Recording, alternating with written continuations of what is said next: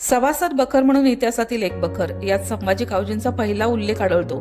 तो असा: शिवछत्रपतींनी संभाजी कावजी जावळीकर चंद्रराव मोऱ्यांचा भाऊ हनुमंतरावाकडे सोयरिकेचे बोलणे करण्याच्या निमित्ताने पाठवून एकांतात कावजीद्वारे हनुमंतरावांचा फडशा पाडून जावळीवर स्वारी केली. तेव्हापासून संभाजी कावजी महाराजांचे विश्वासू सेवक जाणवतात. अफजलखानाच्या भेटीवेळी शिवछत्रपतींच्या 10 अंगरक्षकांमध्ये संभाजी कावजी हे होते. याचा अर्थ संभाजी कावजी महाराजांचे निकटवर्तीय आणि विश्वासपात्र होते. 91 कलमी या बकरीतील 34व्या कलमातून अशी माहिती मिळते की संभाजी कावजींनी रक्तबंबाळ अवस्थेत पालखीतून जात असलेल्या अफजलखानावर हल्ला करून भोयांचे पाय तोडून अफजलखानाचे राक्षसी मुंडके छाटून गडावर नेले होते.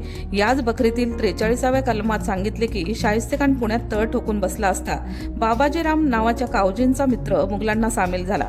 महाराज कावजीवर रुष्ट झाले. म्हणूनच रागाने संभाजी कावजीने स्वराज्याशी द्रोह करून मुघलांकडे चाकरी करायला सुरुवात केली.